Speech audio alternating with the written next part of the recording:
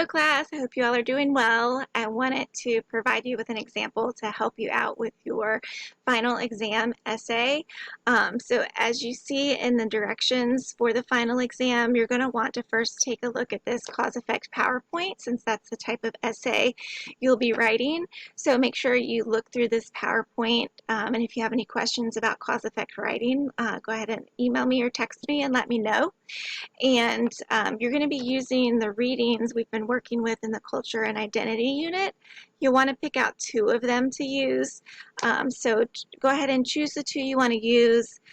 Make sure you're really familiar with them and what they say about culture and identity's relationship with each other, as well as go back and look at your journal for culture reflection entry, and think about these questions here about the culture you identified with. So the big thing is I want to make sure you understand that your body paragraphs should not be summaries of the two readings you're using for support. We're not summarizing anymore. So you just want to use something from these readings as an example or a quote to support what you're talking about in your claim for culture and identity. So I have a handwritten student essay. I'm going to read some parts to you so you can kind of get a grasp on what this essay is supposed to be like. This person says in their introductory paragraph, culture plays a key role in shaping a person's identity. An identity is the accumulation of every trait that makes a person who they are.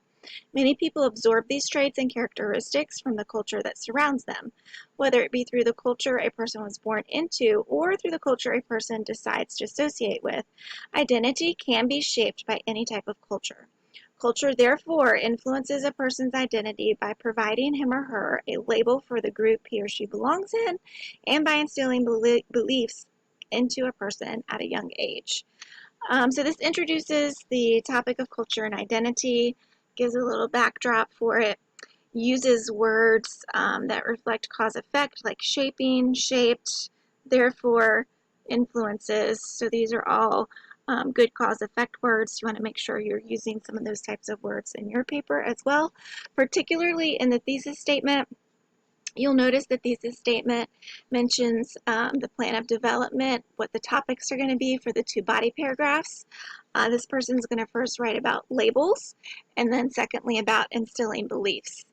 The first topic sentence says culture provides a label for the group a person belongs in. So we have the thesis link, which is the major topic, culture. That word is in there.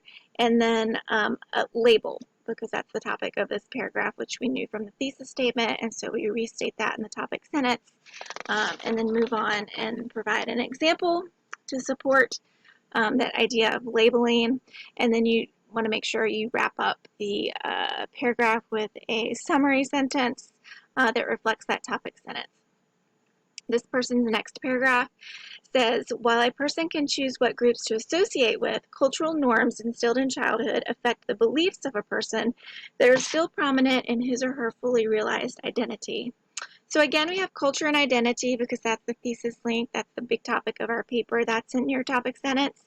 We have a word that is a cause-effect type word. This person uses affect in the topic sentence.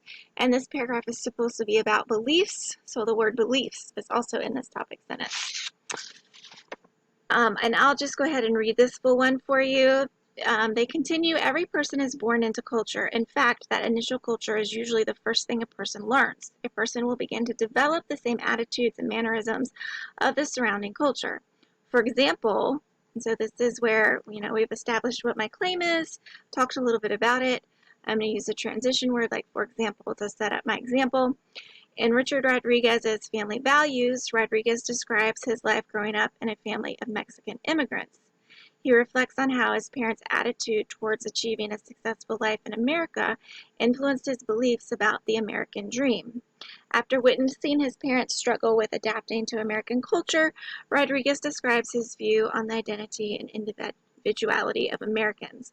Rodriguez finds Americans to be inclined to think of themselves individually, yet they are disinclined to think of themselves as shaping or influencing one another. Even as an immigrant, Rodriguez held this ideology as a child, only to later articulate it as an adult. So that's the example from one of the readings on the list. So that's what you want to do. Pick something from the reading where there's a piece of it, right? This is not a summary of it. This is just a specific thing that's going to support what she's written about in this paragraph. And so tie it directly to that. And if you want to use a direct quote instead of explaining an extended example, that's a great way to do it too.